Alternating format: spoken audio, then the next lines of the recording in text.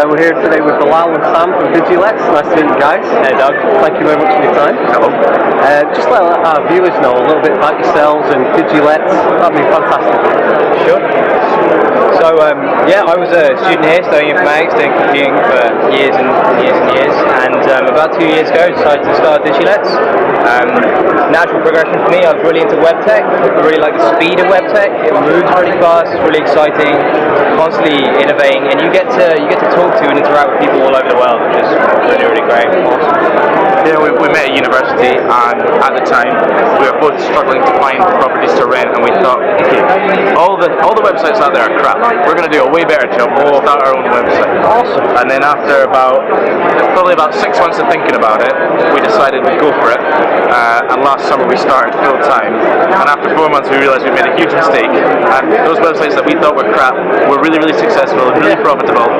So we did what in business lingo is called a pivot. And we looked at our product and we said, okay, how can we actually make this work? And from the landlords we've been talking to and letting agents we've been talking to, and tenants, they all said managing the properties is really tough rather than advertising. Advertising is just one step of the management process.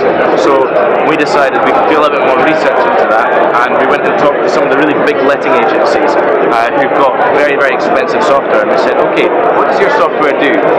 And then once again, gung-ho, we went, we can build that. Yeah, just went out there and talked to people and said, what are people already doing? How are they already solving this problem? And went, yeah, we can do better than that. Of course we can.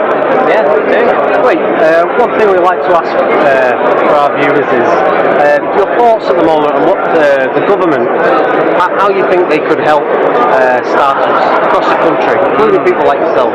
Right, well, I mean, the classic one is money, and I imagine loads of people are going to say, provide more grants and funding and that sort of stuff. But I think most of all, it's the other things that are really important, like especially in a tech business, it doesn't cost that much to get up to high speed. So it's the other things that become more important for you, right? And I think space is one of the big ones. You really need space with other like-minded individuals to get in there and get a good sort of rapport going with other people who will be able to help you when they grow as well. If we got money early on, we would have spent it completely wrong. Yeah. But if we'd been given, one of our business expenses was internet. Business internet, really expensive, like £70 a month. Stuff like that, which are essential for startup businesses, particularly in the tech sector, they could be subsidised. Or if we could get that sort of infrastructure, here's your office, you don't have to worry about electricity, you don't have to worry about business rates for your council, for the council, stuff like that. Support in those areas would be really useful. The basic infrastructural support. More useful. It's a lot like uni. Half the battle is just getting into the lecture. Just trying to get into the right place at the right time. But once you're there, this sort of weird effect occurs where you play off everybody else who's there. There's a lot of support once you decide you're going to go for it. There's a lot of support out there. But that first hurdle could definitely be brought down a bit and made easier for people to get into. Encourage people to try. Because everyone has a great idea, but they think about it seems like a massive organisational challenge to even get your foot in the door. So if you could make that door a little bit wider, that would be great. Fantastic. I'm going to be respectful because obviously we're here today at the EIE.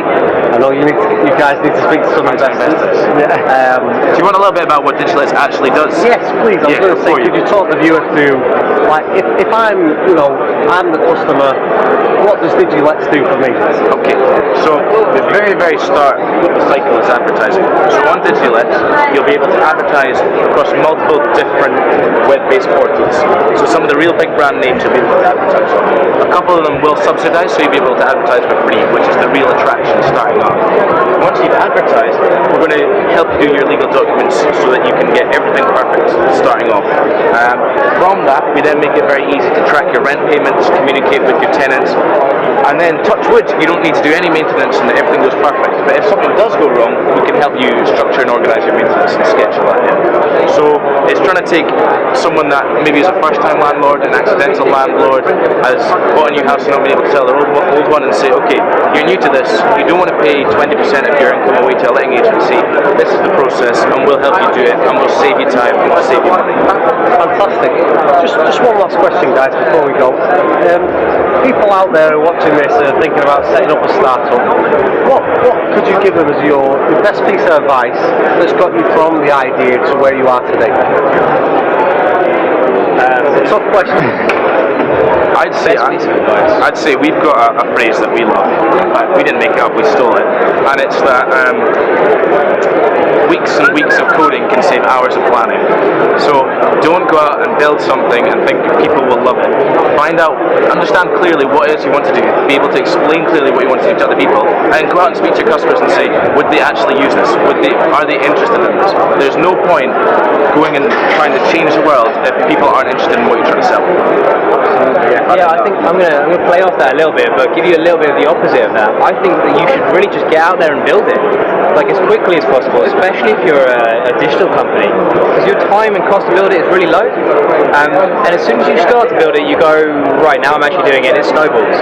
But a lot of the problem is you sit there going, oh yeah, I'm on it, I'm doing it, yeah. You can spend too long planning. Yeah, there's a balance. You kind of need a balance, there you go. That's fantastic, guys. Thank you very much for your time. Thank you. Cheers. Thanks.